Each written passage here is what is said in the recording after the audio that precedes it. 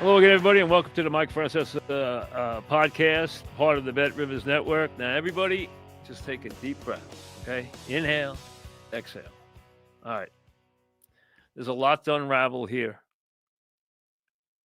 Crazy game. Both teams, well, Denver won it twice, and the Giants had a chance to win it, 4 different times and lost it 4 different times. Let me get this out of the way, and then we'll get to work. Bet Rivers Football Squares. Players who place a qualifying same-game parlay of at least $10 on eligible NFL and NCAA football games will receive one standard entry into the weekly Squares game. Winning standard squares will be awarded a prize of $20 on bonus bet. Obviously, the more you wager, the bigger the rewards. See app and website for more details. All right, let's get to it. It's a devastating loss. Whenever you miss 2 extra points and you know what has to happen for them to come back and do that with no timeouts, to execute the way they did, to make the 2 pass plays that they had to make, get the ball spiked, okay? But obviously, the Giants have done a terrible job dealing with their cooking situation when Gano's hurt. They have brought in guys who have just destroyed them. They've had no kicker. They've had bad kickers. They have guys who are just totally inept, and that's another case of that. And that's their front office and their head coach. Dable is going to stay here because of Dart and Scatterboo and what they've brought to this franchise. I think that's pretty obvious. But he has got to be better. He has got to be better at game stuff. He has got to be better at making sure that the guys he brings to the game each week serve a purpose and everybody understands everything's buttoned down. It takes everybody on that active roster to win the game. And if you leave yourself vulnerable, you feel it. All right.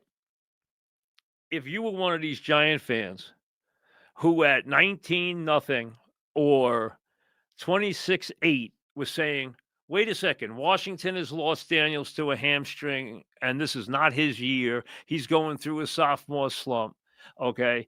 And Philly's not that good, although they won today in Minnesota. And the Cowboys, yeah, they got a good offense, but they have no defense.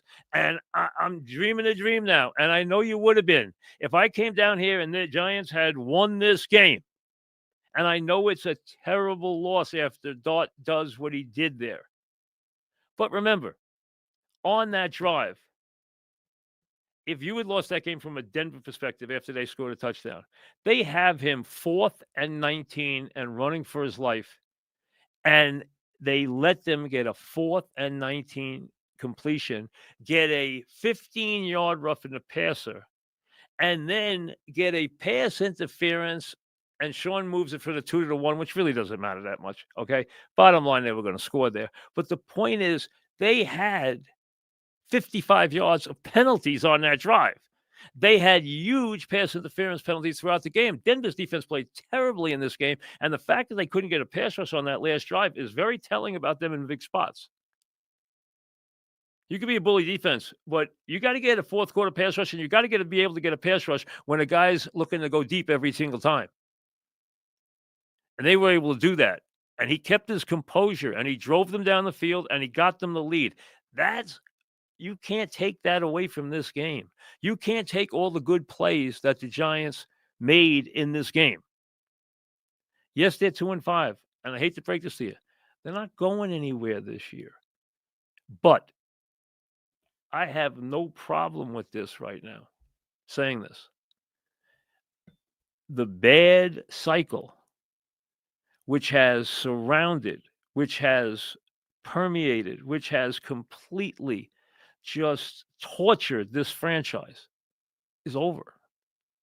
It's over. Now, I don't know if Dable's good enough to take them to the promised land. I don't know that.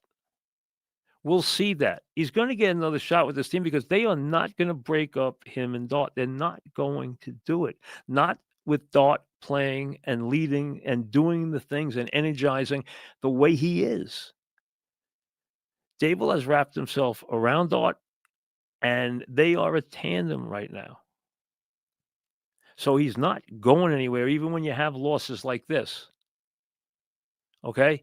The Giants looked there was a point in this game today where I said, "You know, the Giants not only are getting breaks, which is something that has not happened in a long time, but they are imposing their will.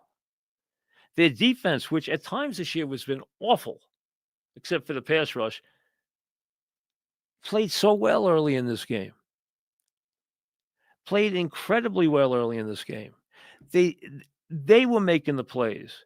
They were making the third downs. They were having the other team get the penalties. The other team missed the tackles. The other team makes the mistakes in coverage, not the Giants.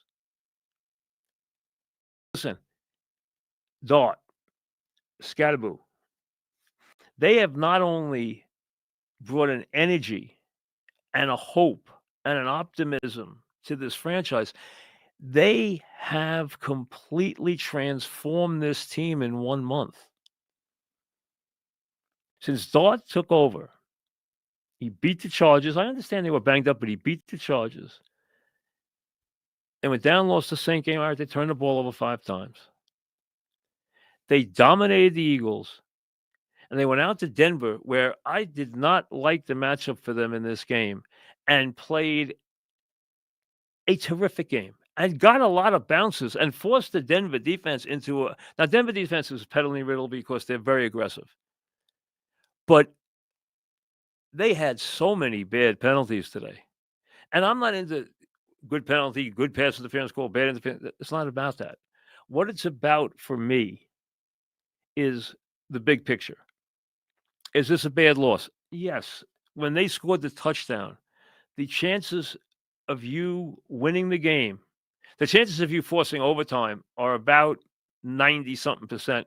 That's going to happen unless you miss the extra point. Well, he misses his second extra point.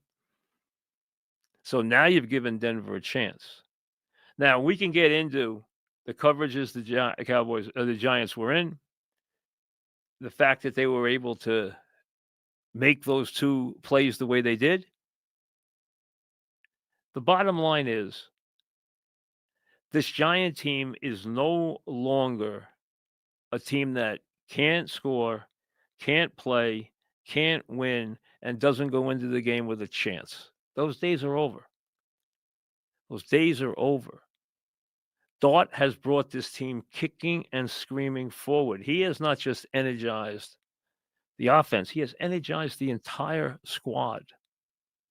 And he will energize, along with his buddy Scatterboo, the entire building.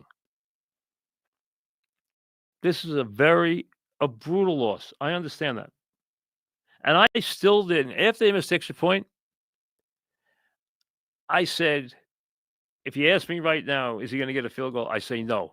Another good field goal kicker. I say no. When they made the first completion, I said 60-40 Denver.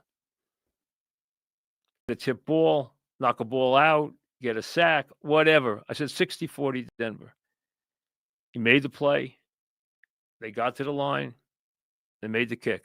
Okay. It happens. It's painful. I understand you've been trying to win for a long time, and you had a chance here to have beaten the Chargers, the Eagles, and the Broncos in 4 weeks. So I know as a Giant fan, this is a very painful loss, but this is big picture, small picture. Small picture, this is a rough game to swallow. I understand that. You're up 19-0. You're up 26-8. But don't tell me you're going to question that he allows Dart to throw the ball on 3rd and 5. Yes, he throws a bad pick, but the bottom line is if you are going to let him be who he is, you're going to let him play, mistakes and all. You're going to let him try to make plays, because if you don't let him have the mentality that he can make that play on 3rd and 5, he's never going to make that play on 4th and 19 with a minute left, down 4. 4th and 19. Think about what happened there. He gets sacked on 1st down. 2nd down, so it's 2nd and 14. Okay? Now it's 3rd down. He gets the 2nd down. He gets a delay a game. So now you're talking about 3rd 19. Talking 4th and 19 against that defense, and he gets a 1st down and gets 15 on top of it. And he is aggressive and he knows where he wants to go with the ball. And he's able to look downfield on every single play as a rookie. And he forces a pass interference. Whether you like the pass interference, didn't like the pass interference, I don't care. I'm talking about the quarterback right now. And what you saw from him, you have to love. Not like, love. Absolutely love. Now, did they have breakdowns in the 4th quarter of this game defensively? Absolutely. Did they make mistakes? Did they not take care of the clock and the ball and everything right? Did they miss an extra point? Yes. See, if that game ended on 4th and 19 and Denver wins by 4, and you go off and you say, good, it's a bad loss. It's a much worse loss that they came back and took the lead and then missed the extra point. But those minutes where you watched what Dart did, trying to drive his team in as loud a stadium as there is in this league. I've been there. I've been there and listened to them. They have leather lungs, those people. They are crazy there. They make as much noise as any building I've ever been in. That is a brutal place to play. And he kept pitching.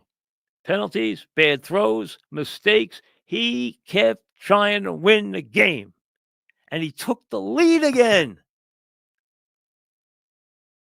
You know what that says about where he's headed? Yes, you can get on. We can talk about the loss, and they should have done this, and they should have done that, and they should. That's true. They're not going to make the jump from where they've been with a bunch of rookies to the Super Bowl this year or the playoffs this year. That's fine. But you know what? They're 2-5. And I don't care where they're playing this year. They're going to have a chance as long as those kids are in the lineup. I'm not saying they're going to win in Detroit. I'm not saying they're going to beat the Packers. I'm not saying that they're even going to, beat the Pats. What I'm saying is they're going to fight like heck in every one of these games. And the cycle of football misery, the cycle of complete offensive ineptitude, the cycle of listless, awful coaching and leadership and play is over. It's over. The worst days that you have experienced, and you've experienced a lot of them since the last championship. It's taken a long time to be able to say this, but the Giants have now, without question, started their upward climb. Their ascent has begun. I have no doubt about that. They have things they have to get better at. They have personnel they still have to meld into this roster in the next year if they want to become a viable contender. They're not there. They're not going to have a winning team this year. I understand if they were 3-4 right now, you'd be thinking about, oh, if I do this, I would beat Philly. Hey, understand that's 2-5, and it could have easily been 3-4. And you can say it should have been 3-4, but you don't think Denver's saying the same thing when they got the kid 4th and 19, and then they get a 15-yard tack on, or they get a 40-yard pass interference call on the goal line where Sean's running out on the field? He's so incensed. I'm not debating the penalties. I'm not getting into them. I'm looking big picture here. I'm looking big picture. I understand you want to win. I always want to win. But the fact that they could go to Denver and play that game is telling. The way they have played under Dot, it's been that way now for a month. And now the rest of the team is following. They were a play or two today of putting this game away on 3 different occasions. Okay? In Denver. In Denver. Now, I understand Denver made a lot of penalties today and played a weird game in a lot of ways, but it doesn't matter. It doesn't matter because the rest of this year is about letting these guys get their footing. They're going to have some good days. They might even have a couple of great days. And they're probably going to have a couple of bad days. That's what happens when you're babies. They're rookies. They got a rookie core. But if you notice now, when you play the game with the right attitude, when victory and winning is a part of the equation, when moving the football is part of the equation, things bounce your way. When was the last time the Giants got a ricochet touchdown like that? Hey, how many times have you seen the Chiefs get a good play or a good call or they put themselves in a position where a favorable play will help them. The Giants haven't been in a position to do anything. They couldn't help themselves. The fact that I can sit here 4 games into Dart's career and tell you that I completely listen, I'm not trying to tell you that Daboll's going to be Bill Parcells. He's not. The bottom line is we'll find out whether he can lead the team. But he's going to get a chance to do it for this reason, because he went out on a limb with this quarterback. He believed in this quarterback, and he knew the only way he could save his job, too, was with this quarterback. What this quarterback has done has lifted and revitalized this franchise to where they can go out and be disappointed, to be heartbroken that they didn't win a game in Denver today. Yeah, if he doesn't throw that pick and they don't return it to the 20 and they punt the ball back down the field, is Denver going to have enough time to win this game? No. But you know what? I can give you 100 other things that happened in this game. And obviously, I can give you a million on that last drive that the Giants ran. They got 55 yards of penalties. Doesn't matter. Brutal loss. You're 2-5, now going to Philly. But you know what? A couple weeks ago, I would have said, hey, Denver, Philly, no chance. But I told you this week, I said, I don't think they'll win in Denver. I didn't even think the game would be this close. I said, but if they come away with a win in Denver or Philly, then I believe that they have finally turned the corner. And they lost today. Heartbreaking. When you get beat on a kick in this league, there's nothing that hurts the same way, because it's supposed to be the part of it that is automatic. If we put the kicker anywhere but 60 yards away, you expect him to make the kick. You expect him to make the extra point. You expect them to do their job. When they don't, and it costs you dearly. Now, the defense still could have made a stop. I mean, Denver had 30-something seconds and no timeouts. That means they can't keep the ball in bounds. They got to spike the ball. They got to do this. They got to do a lot of things to get the kick. They executed very well. Give them credit. They executed. Nix has got moxie. So does Dart. So does Dart. And Dart and Nix are going to be around this league for a long time. A long time. So I know when you look at it,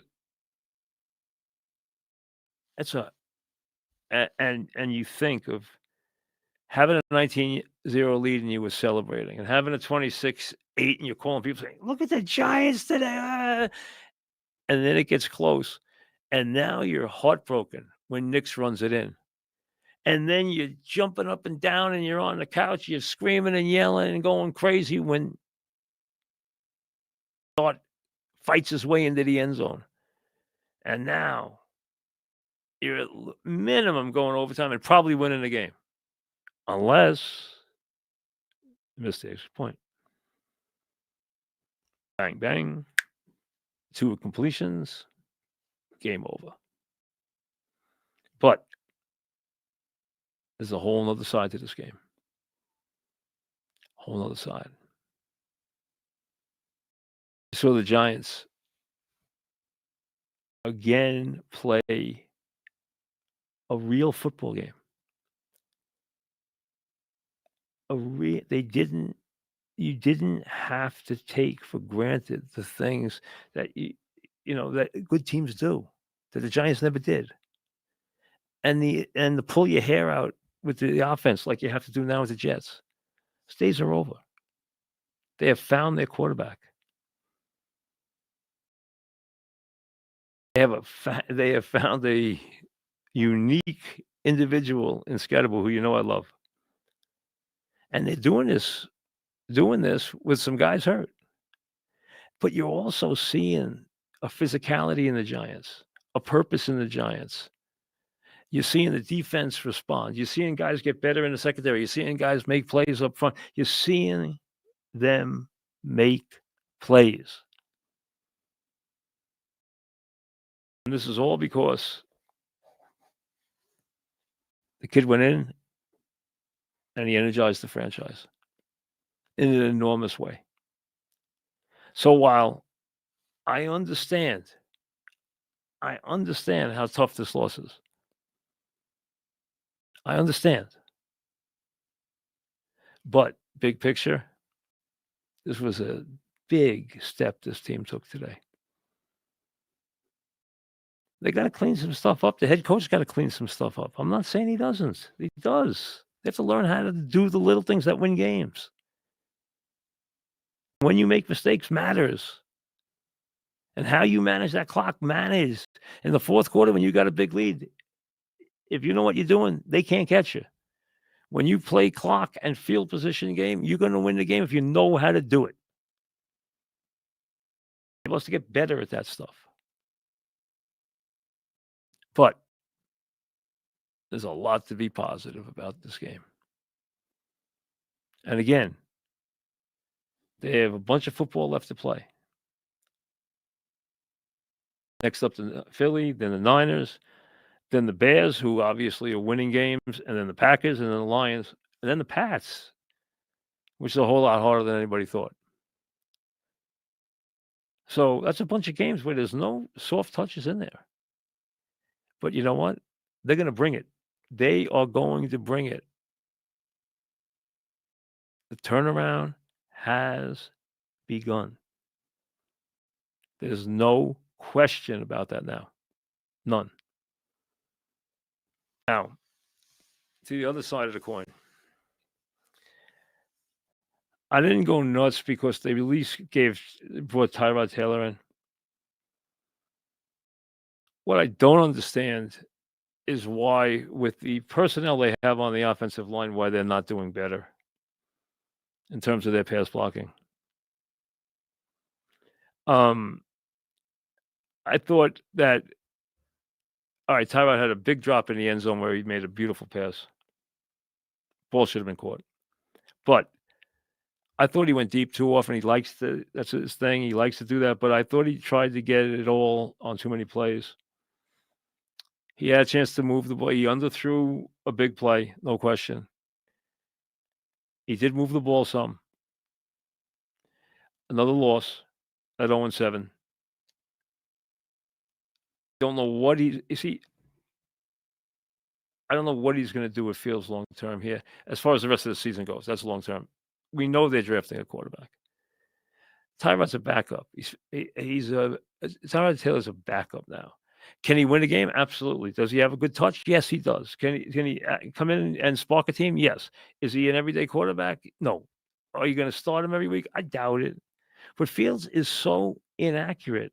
And not only that, he's not seeing the field. He's not sensing what he should be sensing. And he is so blatantly inaccurate. It's unbelievable. So they have right now no passing attack. I mean, and let's be honest, if the Jets can't beat Carolina at home, who are they going to beat? They're not going to go on the road and beat anybody, but who are they going to beat?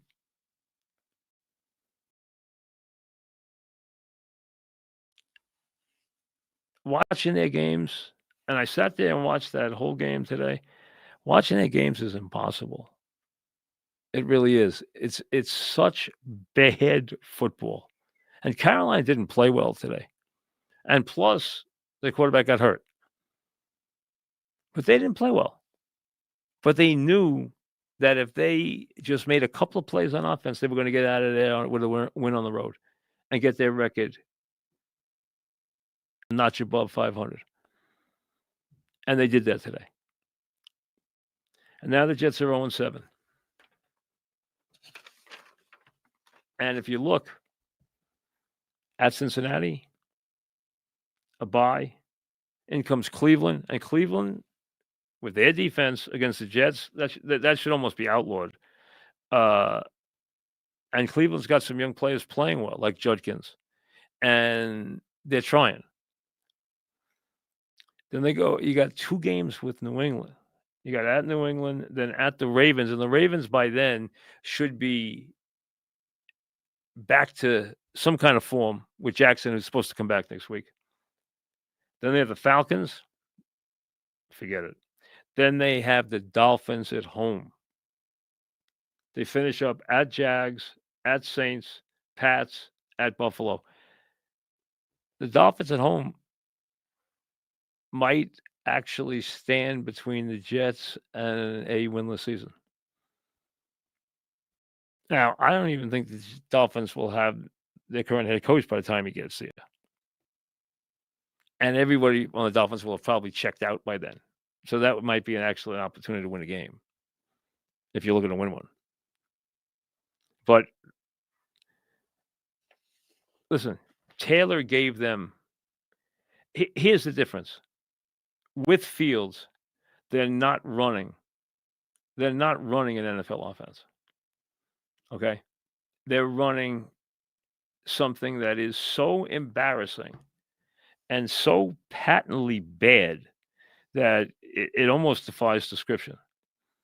With Taylor, they're at least running an offense. Okay? We know the Jets like Taylor at tight end. Looks like a good player. Had a drop today, but he looks like a decent player. He did not have a target until Taylor came in the game. Not a target. Okay? Taylor had 126 yards passing in the game. That's about 1 million compared to what Fields does. He actually threw the ball down the field. Fields can't do that. There's no chance for him to complete something down the field. There's no chance for him to complete anything. He was 6 for 12 for 46 yards today. 6 for 12 for 46 yards.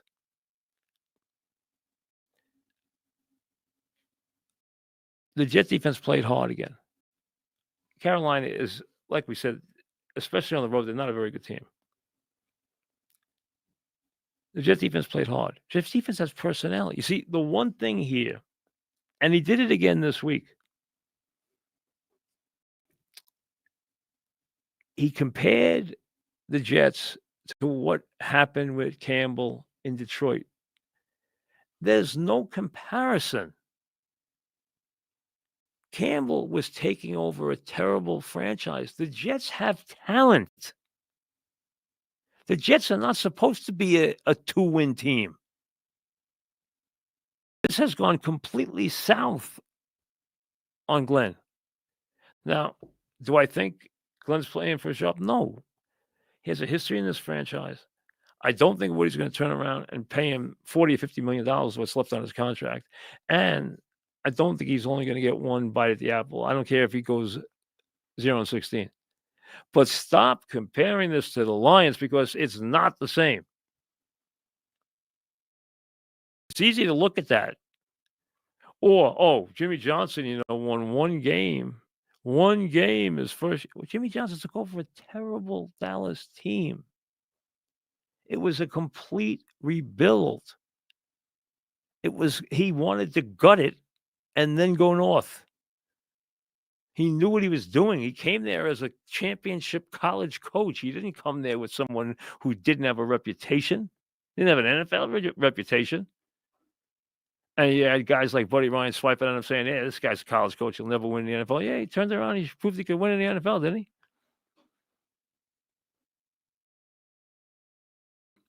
But for Glenn to use what Jimmy Johnson did in Dallas or what Campbell's done in Detroit and say, well, that's what I'm going to do here. He took over a team that last year, without the worst coaching I've ever seen, could have easily been a 10-win team. They gave away 5 or 6 games in the fourth quarter with leads. This team has ability. You can run down the players. They have ability on this. There are good to very good to outstanding players on that team. And how many of them you think are going to stay here? How many guys you're going to attract as free agents? How many people you think want to come be part of this? You would rather go to Siberia than become a member of the Jets. I understand that money talks, but you can only use so much money in the NFL. There has to be a reason a player comes. And players, yes, they want money, but they also want to go where they think they can win. Who wants to come here and be part of this? And I understand that Aaron has a history in the NFL, but he does not have a history as a head coach. And yes, he's been associated with Dan Campbell and Sean Payton and, of course, Bill Parcells. It's not going to make him better.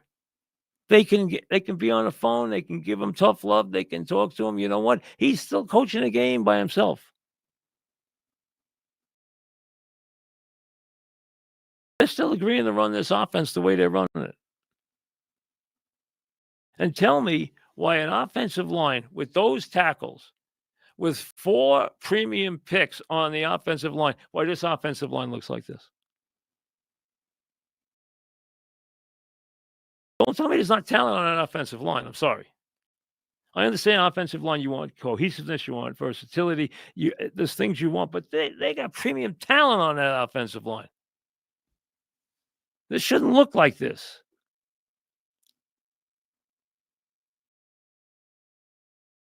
Hey, they're 0-7. They're an afterthought. The only thing you're thinking about now is, are they going to go winless? And does he get a second year? Fields has got no chance to be their quarterback. They're going to draft a quarterback. They have to. Whether they play Taylor, and I'm not saying that they have to play Taylor they had to bring Taylor at the half today, or I would have gone absolutely ballistic. Because if you watch Fields in the first half, you could not send him out there in the second half, and they didn't. But he should have been in the game last week, and I think they would have beat Denver. Because he can make plays down the field. And he does make accurate throws. This is not only sad, what's going on with the Jets is embarrassing. And do I know when it's going to get better? I don't. And now the only thing that's even a little interesting is whether or not they can win a game. After that, no one's going to even think about them the rest of the season. Question is, are they going to stay winless? There's a fascination with teams that don't win any games. There's a fascination with teams that don't lose any games. It's always been that way. Once they win their first game, no one's going to even think about them again. The situations right now with the Giants and the Jets, one's here, one's here. They could not be farther apart. The Giants, they've been in the wilderness for a long time. They've been downright awful for a long time. But those days are over. They're over. I know it was a hard loss. I already heard from a couple of the Giant fans, and they were like, "Oh, hey, I understand." But it was one of those wacky, crazy, nutty games. But the kicking situation does irk you because they've had a lot of trouble figuring out their kicking situation whenever Gano's hurt. That's for darn sure. Can they find a guy who's confident, please, when Gano's hurt? Is that too much to ask? Other teams do it. It's not too much to ask. But if you don't like, I would have bet you serious money that Dart would either get sacked or throw a pick on that 4th and 19 in his own end. He got a first down there. It was like, wow. And then he kept his head up and he kept pitching. He played that drive. The guy who gets it. He sees things,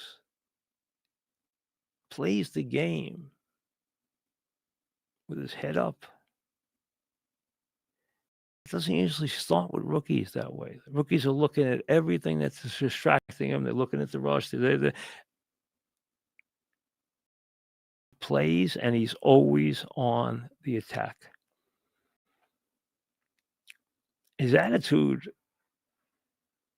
he's not as careless as Favre was by any stretch, but his attitude a little bit reminds me of Favre. I'm not saying he's Favre's player. Favre was a unique talent physically. I'm not trying to compare that way. What I'm saying is that he just the unbridled enthusiasm he brings and the just confidence. I'm going to do this. I'm going to make this play. I'm going to win this game.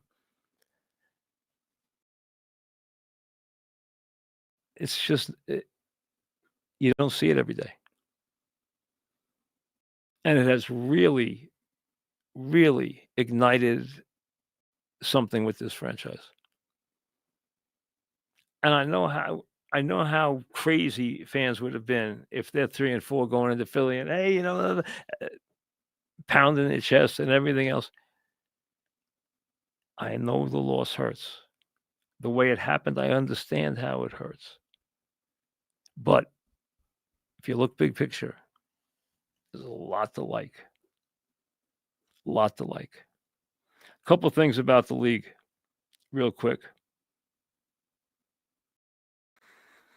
Weird day today in that a lot of lopsided games. I thought the Rams would win easy. I did not think they would dominate Jacksonville to that extent. But out in Nakua today, I said it earlier. I picked the Rams to go to the Super Bowl. I did pick Rams Baltimore, so I don't think I'm going to have a chance to be completely right. I like what the Rams are building. Number 2, everybody buried the Eagles, and then went there and got a win today. To me, that says something. And Rice came back, and now Worthy's there, and Rice is there. And I told you last week that one of the games that you were going to point to in this whole season was going to be the Chiefs win over the Lions. And you can tell because everywhere now, people now believe the Chiefs are the favorite to go back to the Super Bowl because of everything that's fallen apart in the AFC. Chiefs beat the Raiders, who are bad, 31-0 today. The Raiders are bad, and their offensive line is really bad. The Patriots keep passing every test. Got behind today, put the game away. The quarterback, the person in this league who has made the greatest stride since the start of the season is May. He has become a star. You have May now at quarterback. You have Vrabel running an improving defense. You have a franchise that underneath knows how to win. Look how quick compared to some teams in the league and one in New York, green one. Think about how quickly the Pats have turned their franchise and their fortunes completely around. You look at their schedule, I think they're making the playoffs this year. I think they're absolutely making the playoffs this year. Daniels went down again in a loss to Dallas. And Dak, as I told you, is playing about as well as anybody in the league this year. He went down again now with a hamstring. I don't know the severity of it yet. That's the second time he's gone down with a hip. Sometimes years are like that. He had an incredible first year. This might be one of those years where he looks back and it was just a nagging, where something was wrong and something didn't feel right and everybody's hurt and I'm hurt and I never got healthy all year, and Daniels might not have that magic. He clearly doesn't right now have that magic that he had last year. And obviously he's injured again.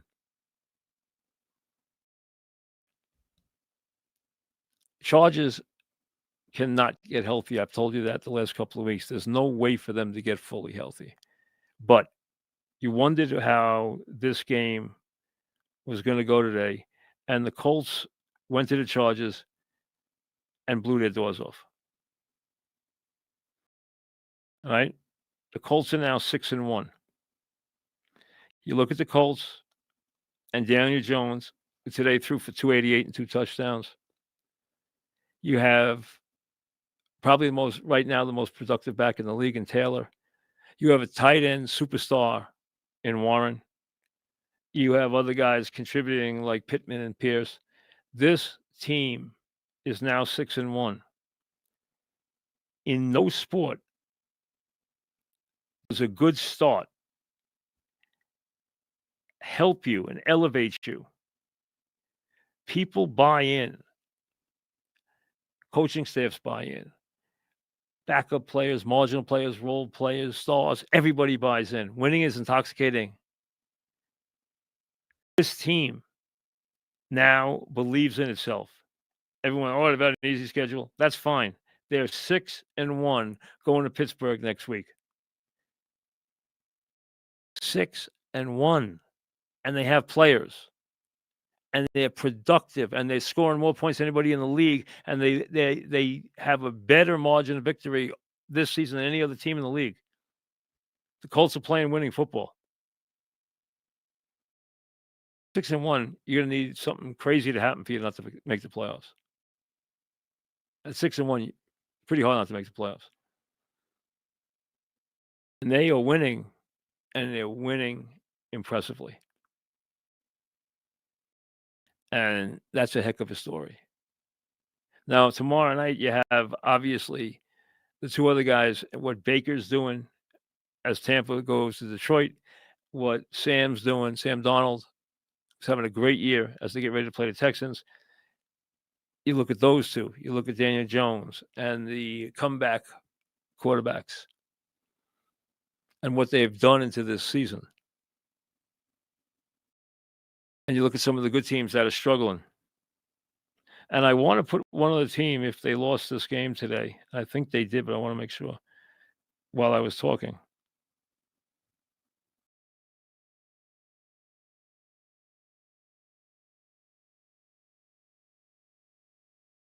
No, Packers won that game. Okay, I was going to talk about the Packers, but they came back and won that game today against the Cardinals. That was an important win for them. They were trailing. They came back and won it.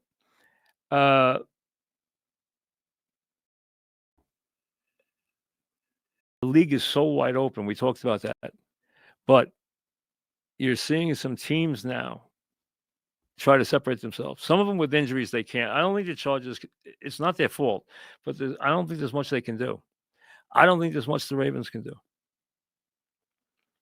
Buffalo's problems are going to be interesting to watch, and get ready.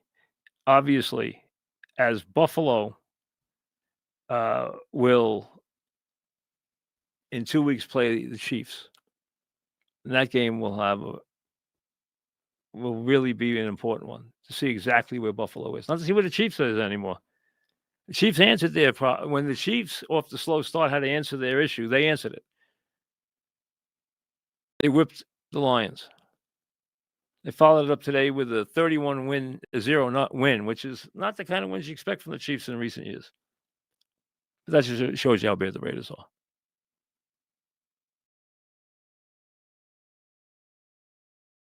Again, total ineptitude, embarrassing ineptitude with the Jets. That's the saga that continues in their winless season. But a very, very hard to digest loss for the Giants, but one that comes with an incredible number of positives. We'll see you later.